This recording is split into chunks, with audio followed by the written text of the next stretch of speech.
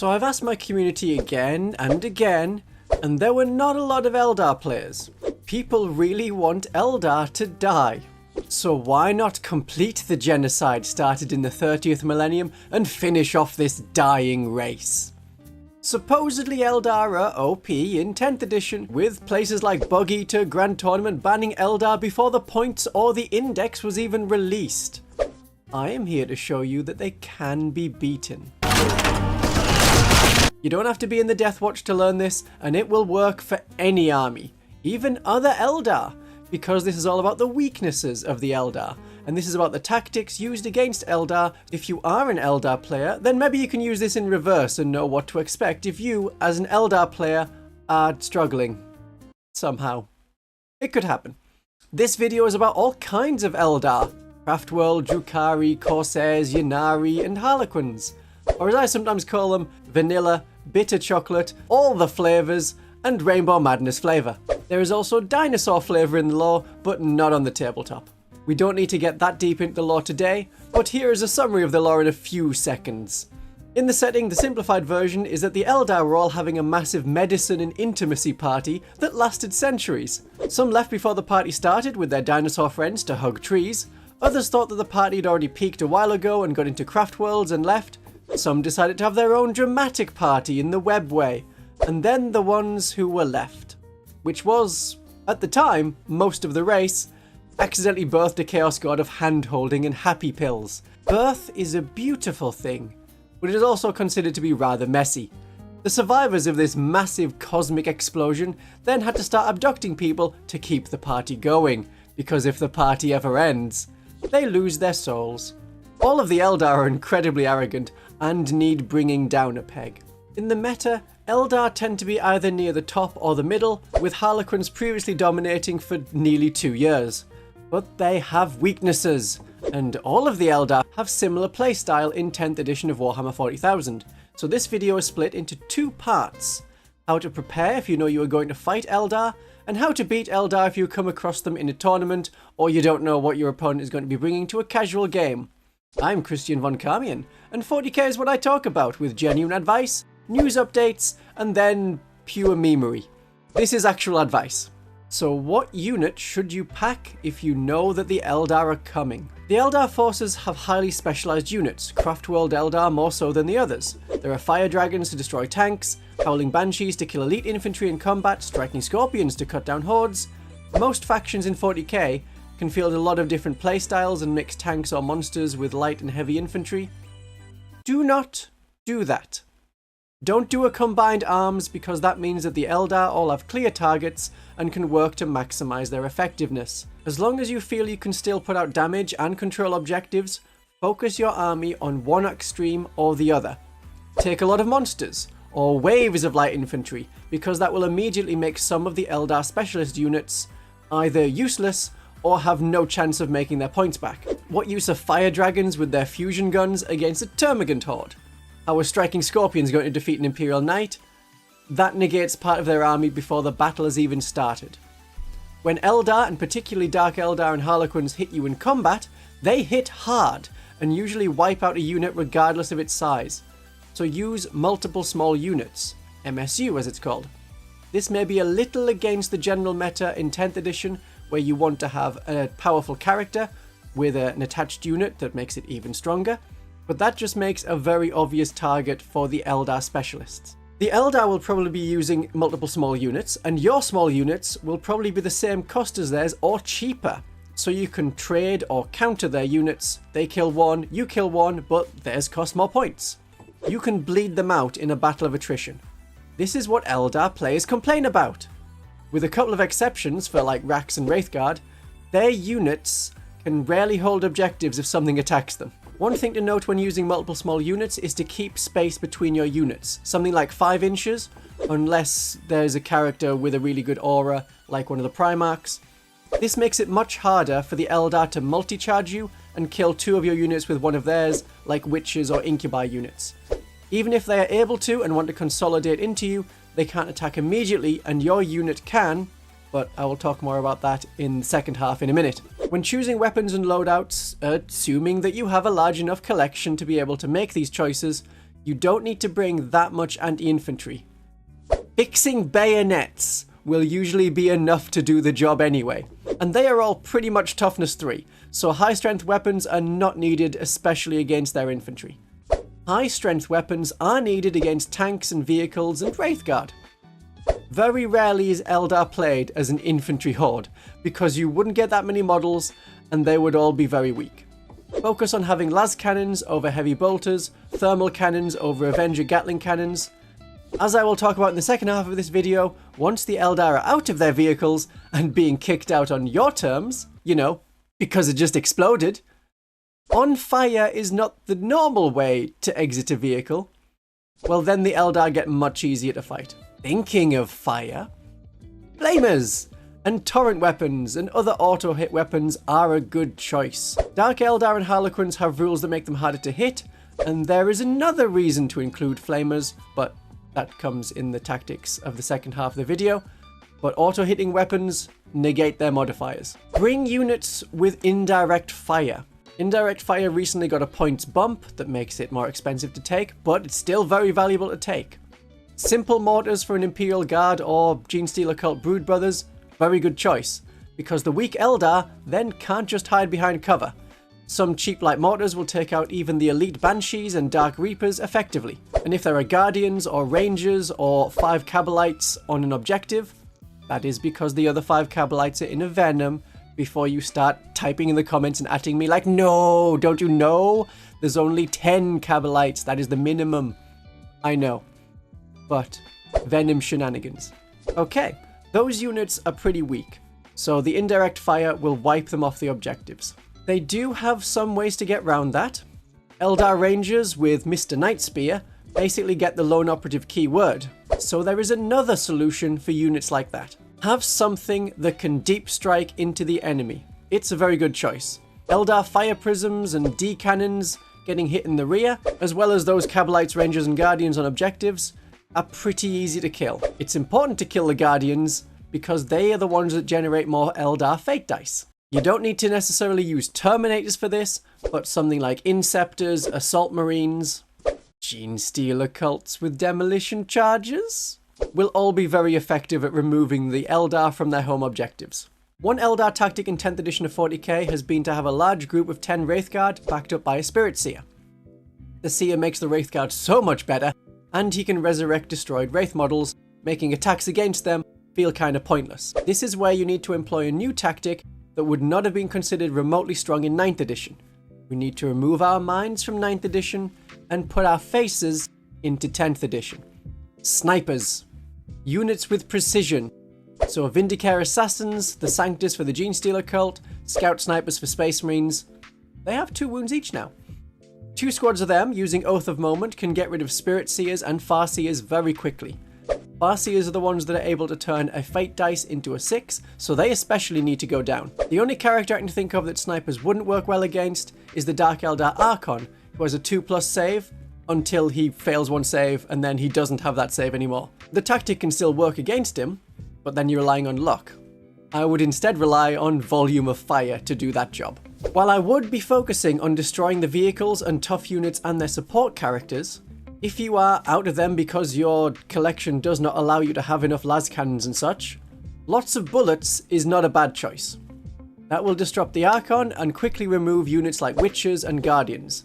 Ideally, you will want this Volume of Fire to be combined with another aspect I had mentioned, like indirect fire.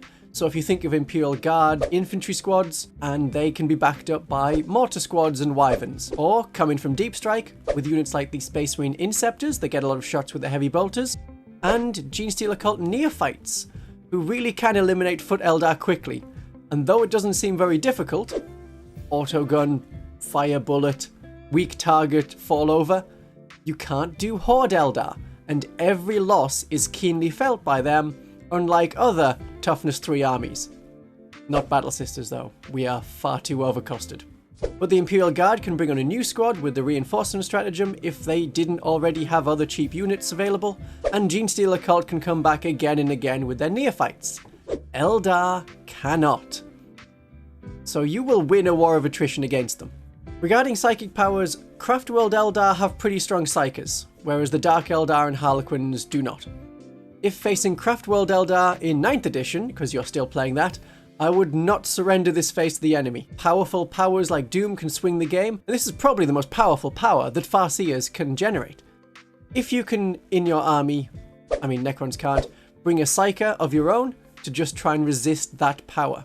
If you don't have Psykers and play an army like World Eaters, save a command point for something like Scorn of Sorcery, which stops any psychic power in a 4+. If you are playing an army like the World Eaters or Black Templars in 10th edition, taking an enhancement that makes casting psychic powers harder or killing Psykers easier is going to be a great annoyance for the Aeldari player. And for any army, target the Psykers as soon as you can. Those are the units to murder, and having the sniper weapons, like with the Vindicare Assassin, which can go in any Imperial army, is very good to assist for this. Now, if you're wondering where I got my information for all of this from, one is, of course, with playing with and against Eldar in 10th edition. The other, well, recently I talked to an Aeldari expert, Proxy Hammer. But little did he know that I was actually secretly gathering information on the weaknesses of Eldar to help you by making this video. Okay, now we have some points for making an army list to fight Eldar. Let's look at how to use it in battle, because far too few guides online actually cover both parts. Also, if you skip to this part of the video because you want to know the weaknesses of the Eldar in battle, if you did not know what army your opponent may take, but it could be Eldar, as in the case in tournaments, hello. Let's go! How to fight if you weren't expecting Eldar, and you know, how to use the army you've got playing the battle. Eldar units are very specialized in what they can kill, and while a lot of Eldar units are fast, not all of them are, or else they rely on transports. This means that deployment for them may not necessarily matter. However, for you, deployment very much does matter. Do not put heavy infantry in front of Dark Reapers, or tanks in front of a vehicle that has fire dragons in it. If you're not familiar with Eldar, finding out a little bit beforehand can help, or asking your opponent in a friendly game, hey, which of your units are good at killing what? That will help you to prepare. Now you may be thinking, what about their very fast units like jet bikes and their fire dragons and wave serpent transports that can move quickly and redeploy? How will my deployment hold against that? Well, hypothetical person, that is my next point. Target priority, which comes in two parts. Shoot the transports first. This is the equivalent of fighting Tyranids and knowing you need to shoot the big ones first. Eldar are still fast on foot at 7 or 8 inch movement, but not as fast as they are in a vehicle. If you target their fastest transports, then it takes away the main advantage that Eldar have: speed. This is why you should take a lot of anti-tank weapons. Harlequins and Dark Eldar especially have a lot of transports, but once the Eldar are out of their transports, they are so much easier to kill.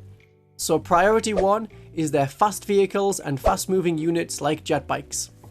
The second part of target priority is to target their specialists that are best suited to killing what you have most in your army. So if you're playing with a lot of light infantry, like you are playing Imperial Guard on foot, kill their witches, their striking scorpions, and their dire avengers, which are best suited to kill light infantry. If you are playing Space Marines, then instead focus on Dark Reapers, Howling Banshees, and Incubi. Just have your opponent remind you which transport the Incubi are in, so you know which one to kill first. If you instead have a lot of tanks or knights, kill their fire dragons, prism cannons, and their ravagers, skimmers. Adjust your target priority based on your army weakness, and then, after you've blunted the Eldar, focus on the objectives until the end of the battle. How quickly you're able to blunt them will depend on how much you're able to score objectives. So if you're able to get most of them out of their transports in turn 2, then you'll do better than if you have to wait until turn 3 or, heaven forfend, turn 4. Whether you go first or second, a tactic is to let the Eldar get up onto the objectives, maybe get out of their transports so that they have enough bodies or enough objective control points to more likely hold the objective. This will then let you kill their weaker units now that they're out of those transports. For your own unit placement, hopefully, as I've said, you will have lots of small units. The Eldar combat units have the damage output to cut through several units at once. So do not let them charge several units at once.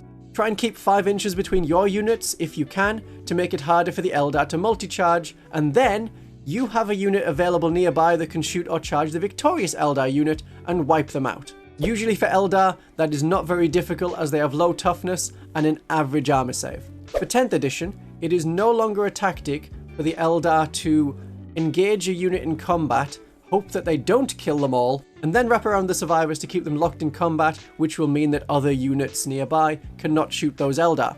Well, now we have Desperate Breakout, which is free and no longer costs command points. You may lose the models, but you were going to lose the models anyway. Get them out of the Eldar mosh pit, and then shoot the Eldar, regardless of the number of casualties you take from that surviving unit.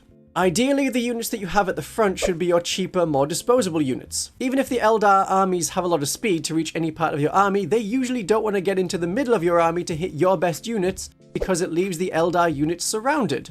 The Eldar in the lore and often on the tabletop like to exploit vulnerable weak units, so there's a natural incentive for them to attack your more disposable units if you have them in the front of your army. So let's talk stratagems. There are two that are great in 10th edition. One of them is Overwatch. This is where you want those flamers, those auto-hitting torrent weapons, and guns with lots of shots on your regular troops. The number of bullets and hits on charging Eldar blunts their charge if it doesn't wipe out the unit entirely because of their very low toughness. It can keep your units going and win the war of attrition against the very expensive points per model Eldar. Save your command points for this. In 10th edition, you can use Overwatch in the movement phase, so if you have a tank like a Leman Russ battle tank and some fire dragons pop out with their anti-tank fusion guns, you can blow them away before they hurt you. That keeps your tank alive for another turn, and is another reason why you should keep tight hold of those command points. Eldar are more vulnerable to Overwatch than ever before. Howling Banshees no longer have immunity to Overwatch. Their Banshee mask does nothing of the sort. So let us exploit this newfound weakness. The second stratagem is counterattack. It lets one of your units fight after one of the enemies, instead of waiting until all of their charging units have finished attacking. It is rare that only one Eldar unit will be charging you in any given turn, even in a small game, so save some command points for this. Eldar players hate this one trick. They hate it because they're glass cannons. That means that they can hit hard, but they break easily. You will be attacked by one of their charging units, but you should be able to then attack a different one of their charging units before it strikes you. If you're units that could counterattack and not like to do that much damage, then save the command points for Overwatch later or counterattacking next turn. That lets you counterattack as a stratagem in the middle of the battle, but my last recommendation is counterattacking in a more general sense. This one brings it all together and uses the general points I have already brought up, and it is something you want to be conscious of at the very start of the game. You know, the next thing that may happen after you watch this video. After, of course, clicking that like button. So when I'm talking about counterattacking generally, and not just the stratagem that uses the same name, so when you have multiple small units, you can cover or avenge one another, but you also want to have units that can outflank and come from reserve. If you didn't expect to be facing Eldar, then your large groups with attached characters will want to be put into reserve, because if your elite units are not on the board, then the Eldar player cannot kill them, and you will be able to bring them on almost whenever you want and do damage to the Eldar unit that is next in your target priority.